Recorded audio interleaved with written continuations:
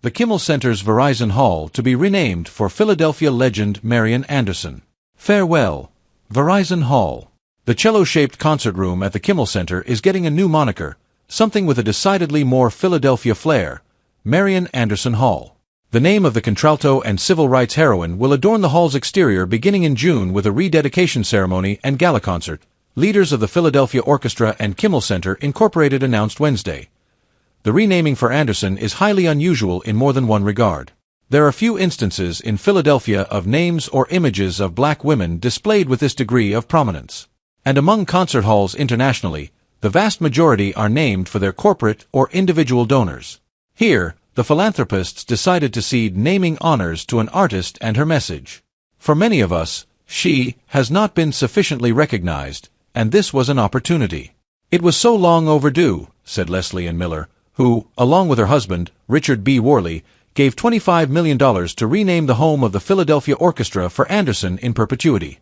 She was an extraordinary Philadelphia artist, number one, said Miller, but equally, if not more importantly, a woman who fought for recognition, who battled discrimination throughout her storied career with a lot of grace and a lot of grit, and who might have been pushed down but always got up and did even better as her revenge, if you will. I mean, she was an inspiration, and her legacy continues. This gift is one of the largest ever to the Philadelphia Orchestra and/or the Arts Center, which merged in 2021. It's profoundly inspiring, said Matthias Tarnopolsky, president and CEO of the Philadelphia Orchestra and Kimmel Center Incorporated, when I look at Rich and Leslie's total devotion to the work of the Philadelphia Orchestra and the Kimmel Center. This is yet another chapter in a lifetime of total dedication to the arts in Philadelphia. Regarding the message it sends to have the name of a black woman on so prominent a building, Tarnopolsky said, this is also a gesture about ensuring that our organization is the most welcoming to the most people so that everyone feels welcome and seen in and around the performances and venues of the Philadelphia Orchestra and Kimmel Center.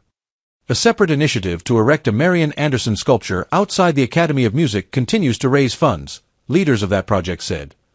The renaming was announced Wednesday morning on stage in, soon-to-be former, Verizon Hall. Several hundred leaders from the arts, business, and government sectors, as well as members of Union Baptist Church in South Philadelphia, where Anderson and her family worshipped, gathered for speeches.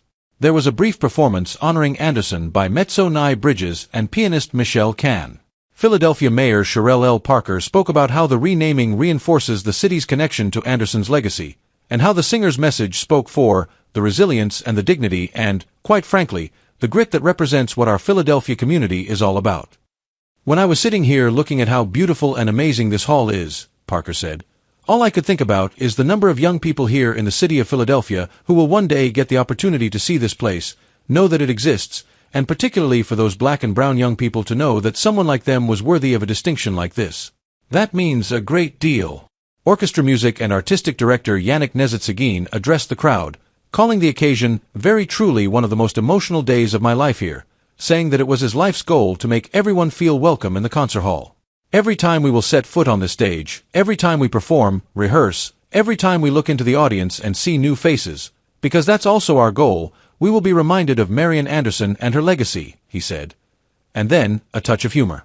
The conductor, some of whose performances have been bedeviled by the interruptions of cell phone rings, added that the orchestra had been grateful to Verizon, a phone company, for its sponsorship all these years. But might I say, maybe it makes it better to say, no phones in Marian Anderson Hall. Anderson, born and raised in South Philadelphia, already had a remarkable singing career when, in 1939, the Daughters of the American Revolution barred her from performing at Washington's Constitution Hall because of her race.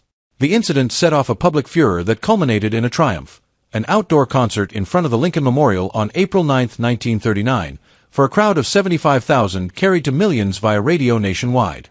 Anderson's career soared. She became the first black singer on the roster of the Metropolitan Opera in 1955, and, in 1963, was awarded the Presidential Medal of Freedom. Her presence was international, but ties to her hometown never waned. She performed in Philadelphia often, including, between 1937 and 1957, a dozen appearances with the Philadelphia Orchestra. Marian had such an important role in the image of the city, said Jeanette DePraist, who took over the Anderson estate after the death of her husband, conductor James DePraist, who was Anderson's nephew.